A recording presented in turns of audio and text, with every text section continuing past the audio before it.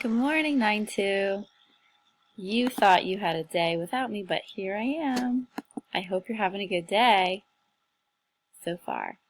So I left Mrs. B with this video so she could have you take some notes, things like that. And what I'm going to do is start you off with one side of notes, and then there is the rest of the period you're going to be working in small groups to do a little presentation type project that I'll get to as soon as we're done with this. So hopefully you already did your do now question, you went over the answer, your notebooks are still out, and these are notes that I'd like you to take. Again, remember that you don't need to put every word down, you need to write shortened versions of it as long as you can remember it. Before I even begin though, I want you to know that when I see you again on Friday, we will take a lot of time to talk about your history day. So rest assured. And also you can send me emails. I will check it during the day today and tonight and the next couple of days too. So don't worry. All right, the Eastern Front and the Mediterranean. I think the last lesson that we talked a lot about how the government in the United States changed in order to prepare for the war. Now we're going to talk a little bit, just very briefly. Remember, it's a U.S. history course, not a world history course, not a European history course. So we're going to talk mostly about the United States and adjustments it made during the war, but today we're going to talk a little bit about what was going on over in the Eastern Front of the war, as well as the Mediterranean area. First of all, in early 1942, Hitler, when we talk about Eastern Front, we're talking about as Germany was pushing toward the east, going into Poland and then meeting up with the Soviet Union. And nothing's ever good enough for Hitler, so he will continue to push to the east, even though he had that agreement with the Soviet Union and with Stalin that Stalin would come in from, go westward into Poland, Germany would go into Poland eastward, and then they would stop, and they would each take a little part of it. Well, of course, Hitler's going to continue to move on, and part of that is because he is running short, he's running out of some of the materials that he needs in order to continue to produce and feed into his war machine. So he needs things like oil in particular to run the machines that are making his war machines. So he wants to gain control of as much territory as he can that has these kind of resources in them.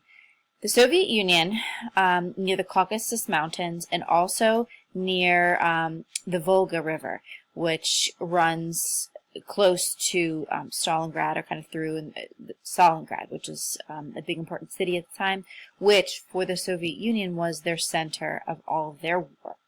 So this is what Hitler wants, and he gets very close. He wants oil fields near the Caucasus, and he also wants to gain control of the industries in Stalingrad. The Germans get pretty close to accomplishing these goals. But here's the thing. They go into the Soviet Union in the winter, and the Soviet Union's freezing, and it's difficult for anyone to survive. But the Soviets are good at it because they're used to it. So the Germans push in, and there's their horses that are carrying them and their supplies. Their horses are falling over, dying, and freezing. And it's really, really, really harsh. And so the Germans, they've got to leave. They've got to get out. They do not win this, what we call Battle of Stalingrad, and they will surrender. Going into the capital city of the Soviet Union hasn't worked out very well over the history of Europe. Napoleon, if you've ever learned about Napoleon, he tried to go in there as well, and the Soviets burned their whole city down and left nothing there, and then they had no supplies and they were freezing. So here's the Germans' attempt at it again, but it didn't work. In this Battle of Stalingrad, which wasn't just one battle, it wasn't a battlefield and a battle. I mean, this was multiple days long, over a long period of time actually. And you're going to see over 1 million Soviets died. This is civilians as well. The Soviets are the first to put women on their front lines, so they have women right out there fighting. And we're going to see about 200,000 Germans die, so a lot more Soviets, but at the same time the Germans don't have as many people to lose, particularly by this point of their war. And lastly here, let me hide myself so you can see that. 1942, Dwight D. Eisenhower, we'll talk a little bit more about him later on, He will be in charge of the Allied troops going into the northern part of Africa. Northern Africa is where the Germans are also going into. It's southern below them across the Mediterranean. And for the same reasons why they're going into the Soviet Union, there are mines there, and there are resources, and there are supplies that they want. And so this was very successful for General Eisenhower and U.S. troops because the Germans, again, will surrender. This isn't overnight. We're just talking about this, again, very briefly. So in a nutshell, this is the Eastern Front in the Mediterranean. Again, we're going to focus more on what's going on in the United States than what's happening over here in the war. If you need more time, ask Mrs. B. She could pause it here, but otherwise, I'm going to move on.